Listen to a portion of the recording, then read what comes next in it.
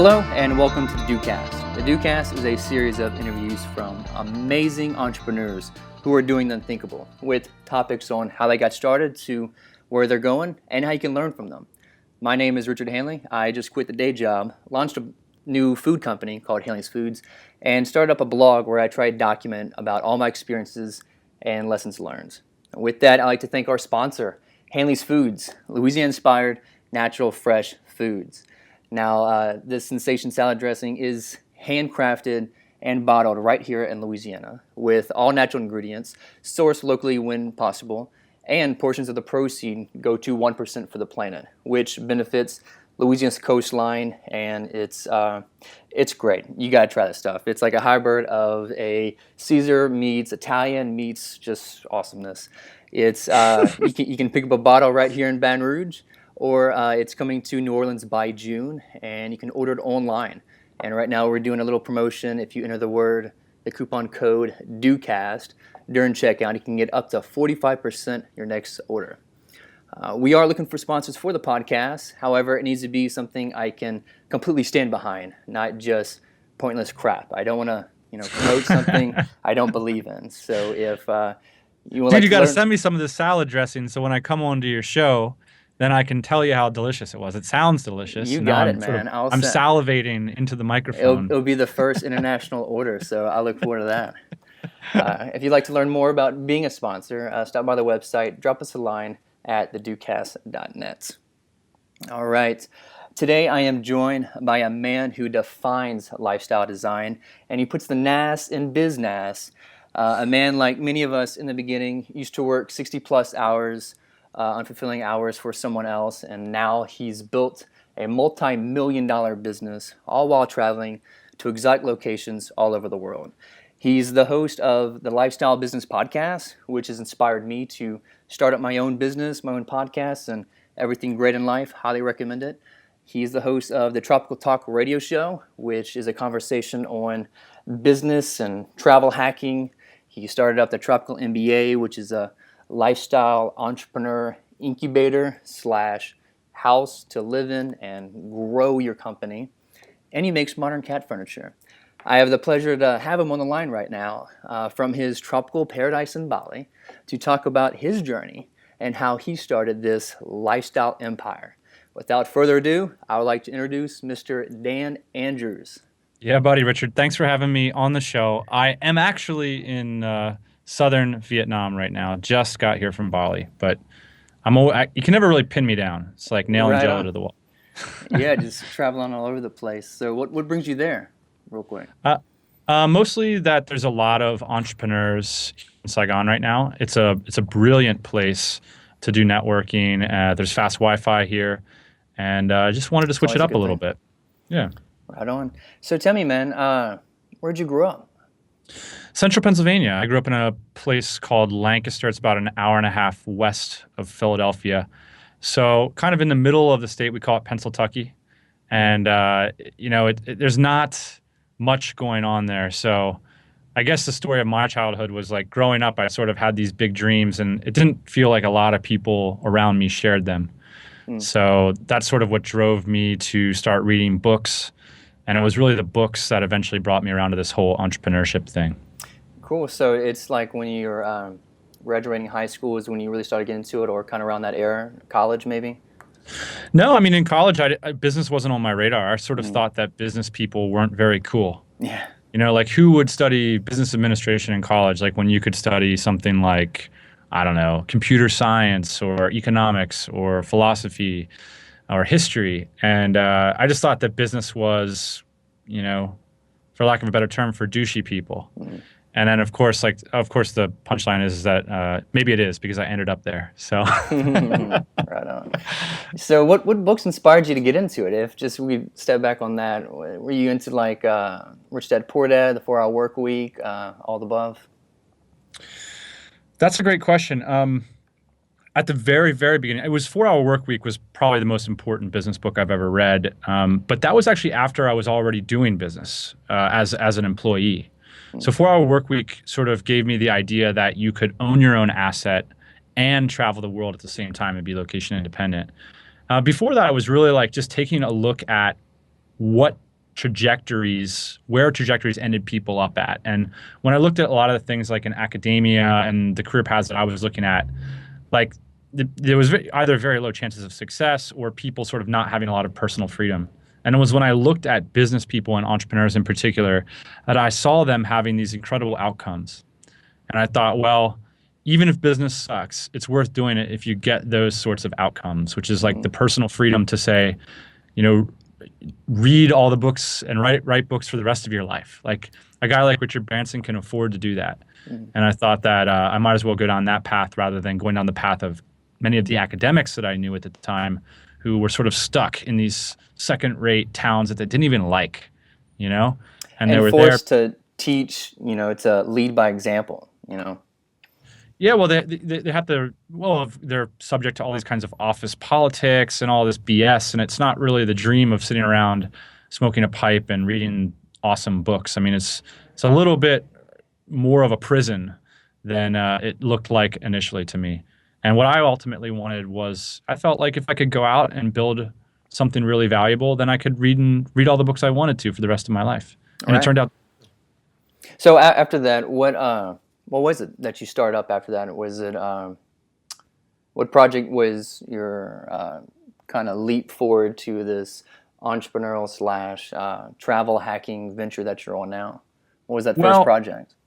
Well, I got to say, like, one of the things I realized is that business isn't like a separate thing. Like being entrepreneurial, you can be entrepreneurial in any pursuit. You can be an entrepreneurial musician. You can be an entrepreneurial artist. You can be an entrepreneurial author.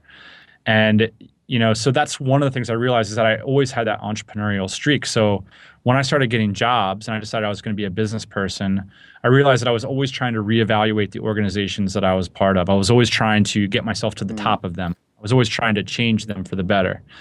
And, you know, a lot of people, they sort of have these jobs that they refuse to evolve because they hate them or because, you know, they feel like there's this better path out there. It's not really an entrepreneurial attitude.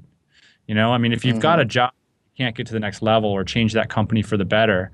You know, I think the first place to look at is to reevaluate that. So I was an intrapreneur, so to speak. Like when I got my first job, I was always trying to make those companies better. And that approach that eventually led me to working directly for entrepreneurs. That was the key that unlocked my career, is like working for people that actually were small business owners and I could have a big impact on their business. And that's what got me my own business eventually. Right. So cool. So you were savvy enough to realize that you could tap into entrepreneurs that were already doing it, pick their brain, see how they, you know, live the 9 to 5, what their work week's like, and you know how they can just kind of scale the business. That it can give you that one-on-one close connection with someone who's already doing it. So yeah, versus working for, you know, Apple or a very large company where you'll never get access to those type of people.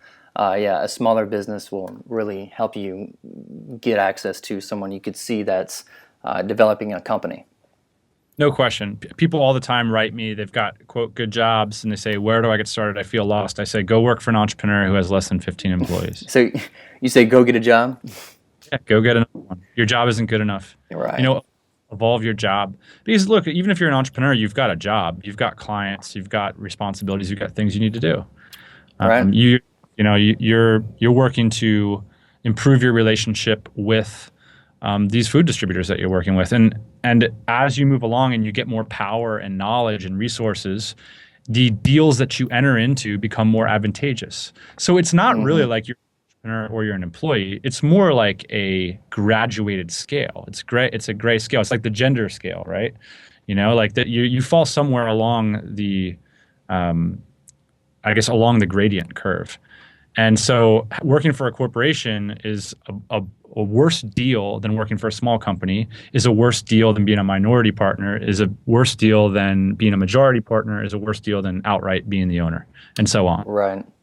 Yeah, that shorten the gap, you know, as the best you can with what you have.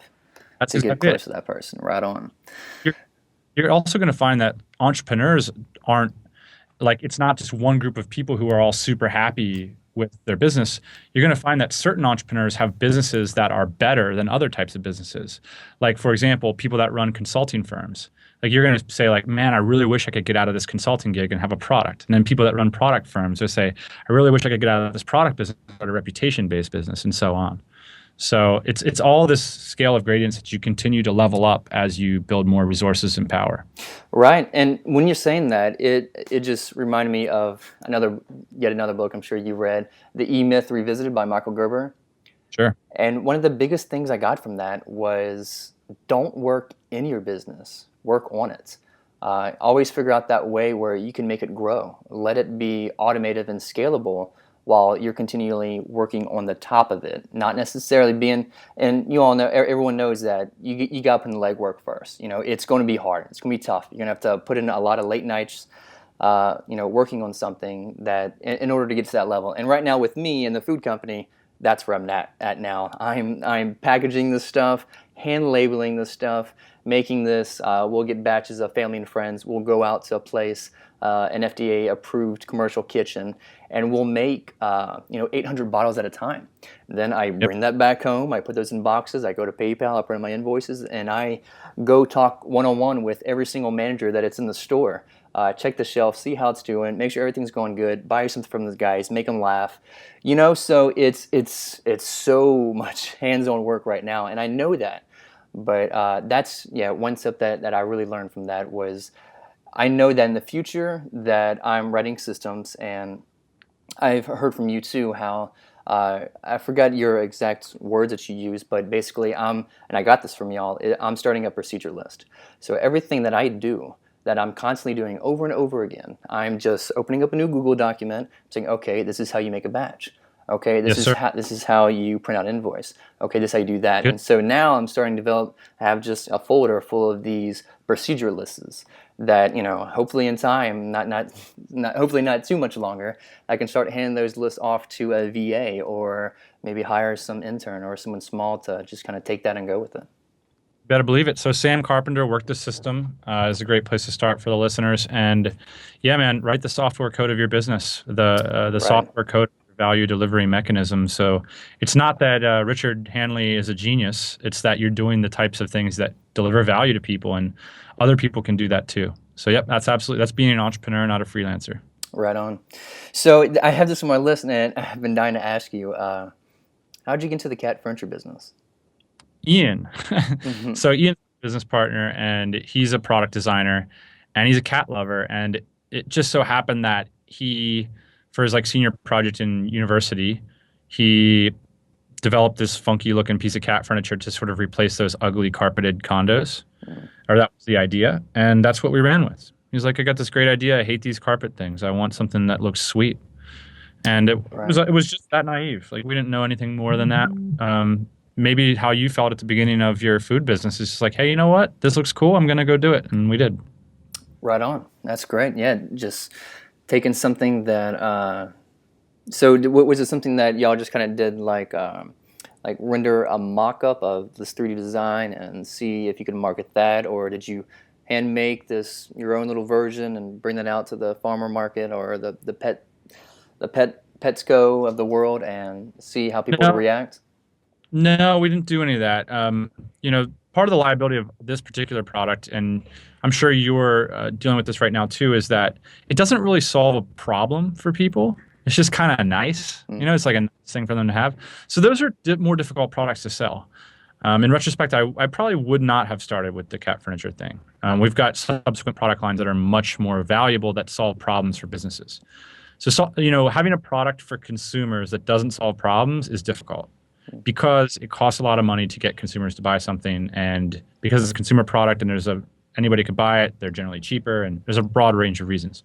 So anyway, not to rain on the food company parade, but I can teach you some lessons about what we learned about this cat furniture business after the show. But yeah, sure.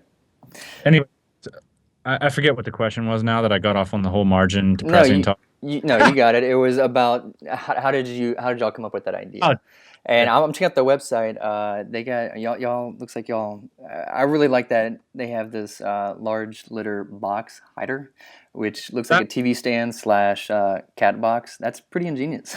I showed that to my wife. She's like, "Wow, that's really nice. I would probably buy that." So let me tell you this. Like this is the difference between the first piece of cat furniture. We did all direct sales, all PPC, all SEO. We just made it, ordered 50, and tried to sell them. We sold them. Now the cat litter hider has done much better, and it's much more profitable because it solves a problem. Mm. And the way that you could take that lesson and experiment with it in your business is you could develop salad dressing for pre-diabetics, or you could develop salad dressing for people with certain kinds of intolerances, or you could develop a salad dressing that helps people contribute to a cause or something like that. That would be the idea that we employed there, and that product line is doing much, much better. I really like what you said there. So you have something that you have a category of something. And you have your own niche. How can you further, expand that niche? How can you further get into that? Yeah, right.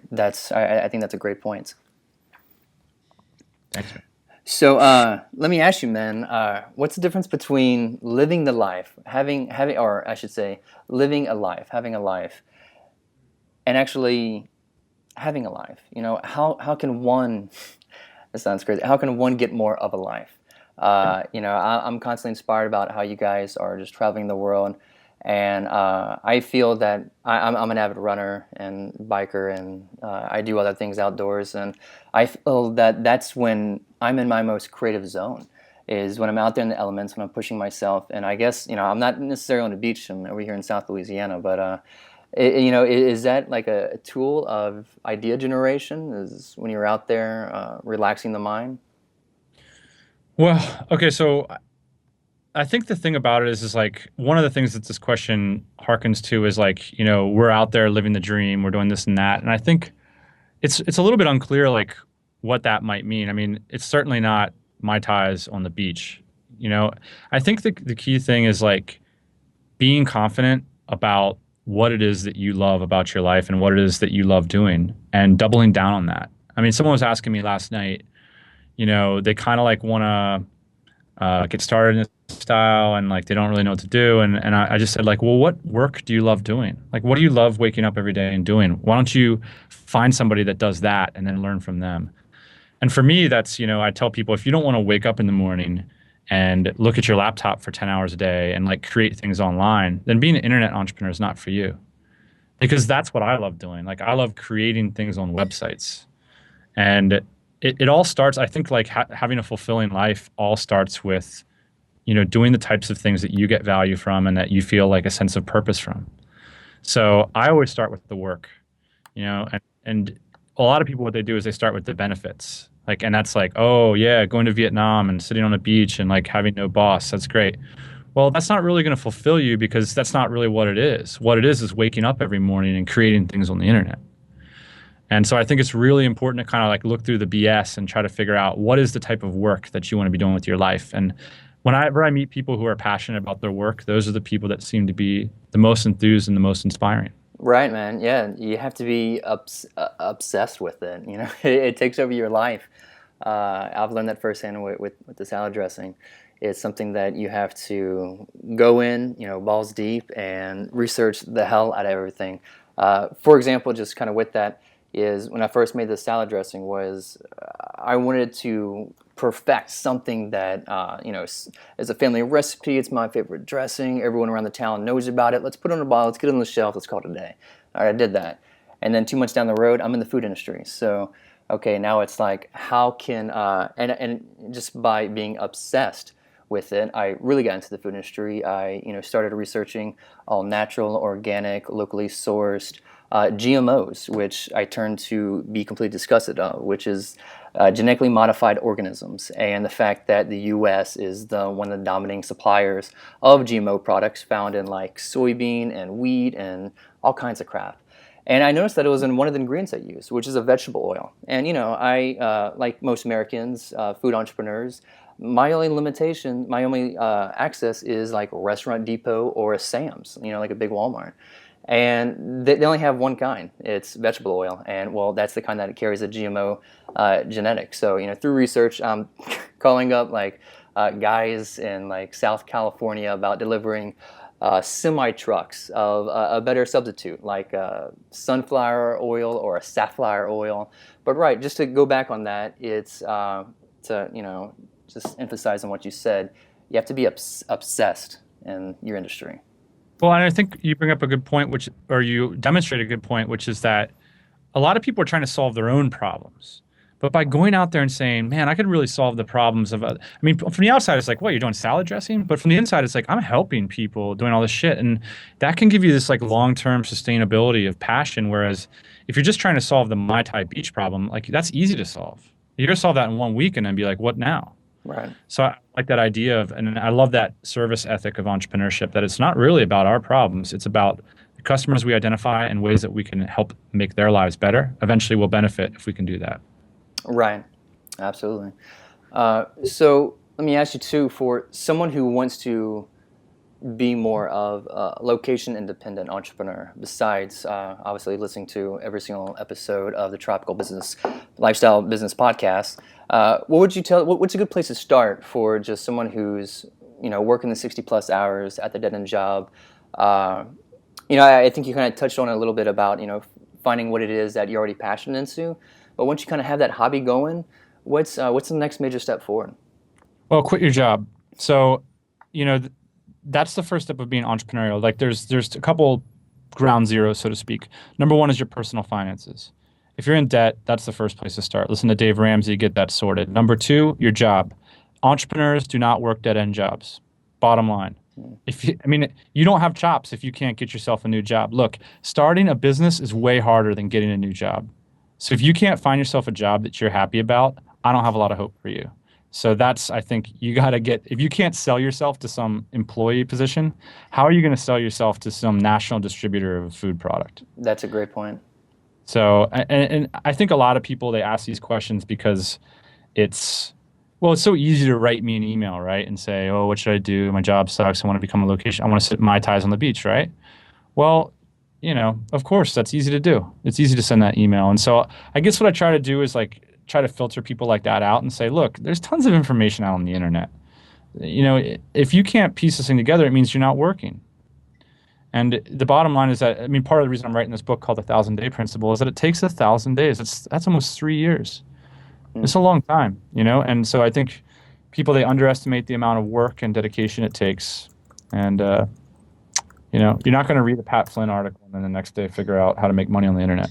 Right. But yeah, that brings up a good question. What is the 1,000 Days Principles book that you're working on now? What's that about? The basic idea is that, time and time again, when I meet successful entrepreneurs, you ask them how long it took to replace their corporate salary from their business. And by business, I mean something you could walk away from for a month and it would still pay you. It generally seems to be about 3 years of full-time effort. Because what happens is okay, let's say you have a gangbusters first year and a half and you make $60,000 from it. You're not making $60,000. You're hiring people. You're putting ad programs in place. So you're putting that money back into the machine. And in order to get to the point where you're actually spinning that money off and putting it in your bank account, generally takes over 1,000 days. And my philosophy is I just want people to, understand the standard hiccups that happen along that journey, but also to understand that they need to have a long-term view and that it is something that you can believe in. In the same way that someone says, hey, I'm going to go to dentistry school and become a dentist. That's like a script that people believe in. I want people to believe that about small business entrepreneurship as well. Hey, you can do this, but you just got to stick with it for 3 years. Right.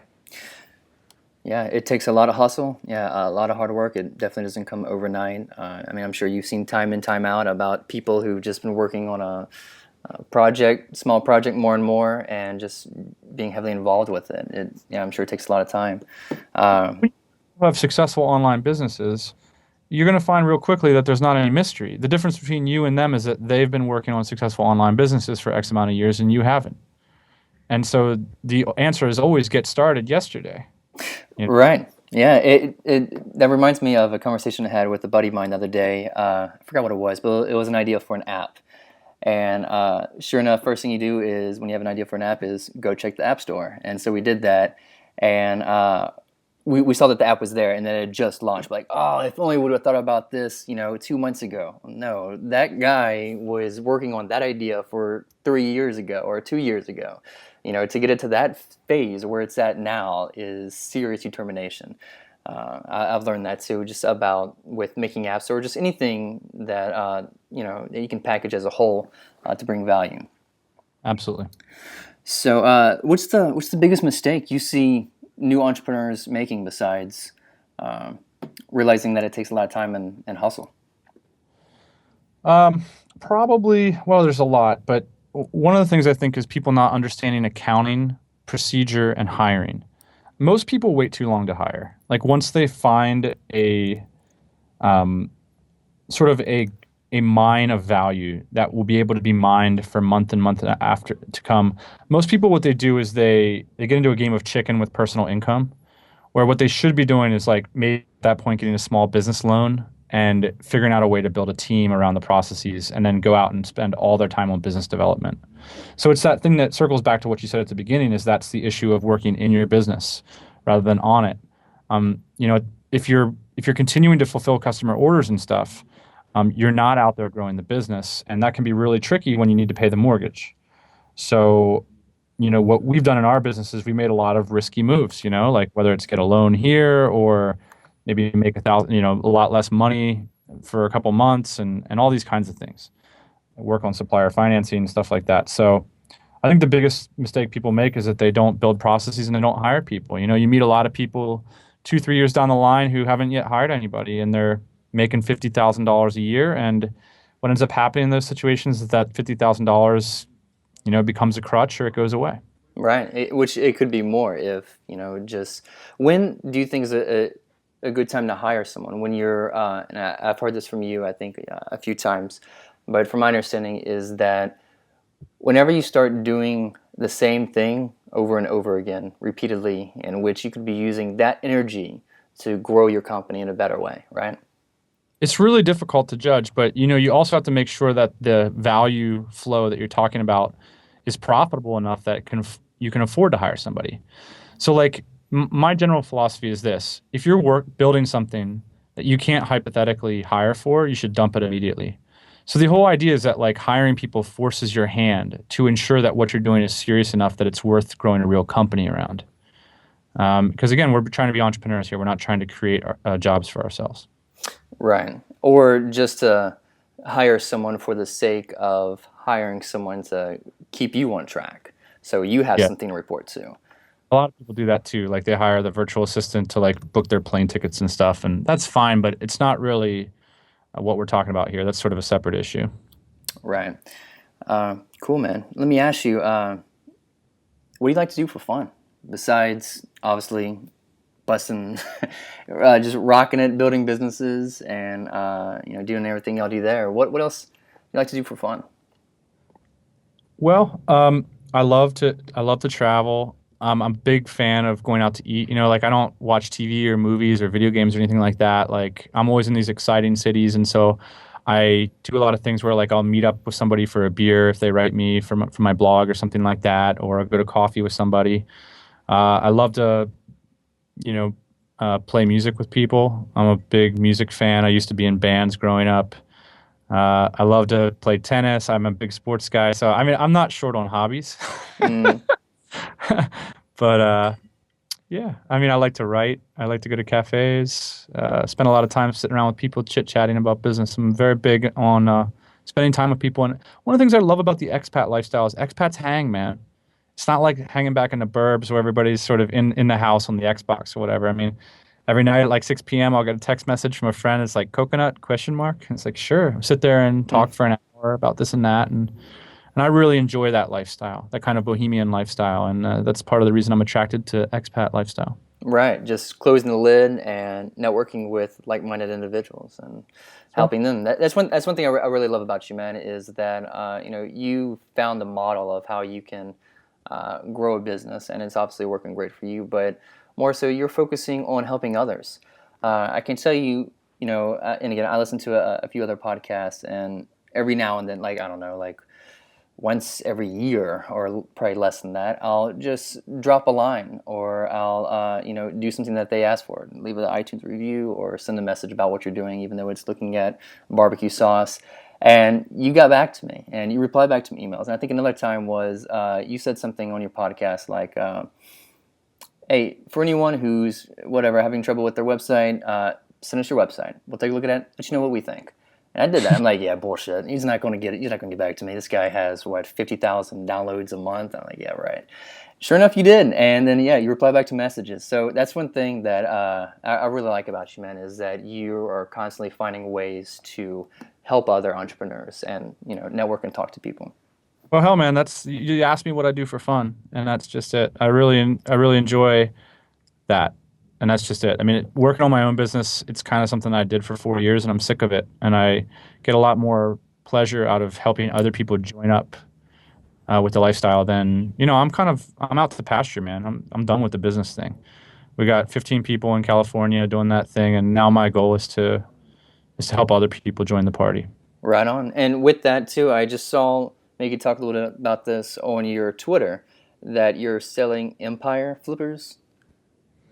No, I'm selling a one of our niche e-commerce sites actually. Oh, At a called Empire Flippers. Yeah, right. Okay. Yeah, I just didn't know what that it's a was matter about. of the rose bush. We're trying to cut down on the amount of product lines that we have.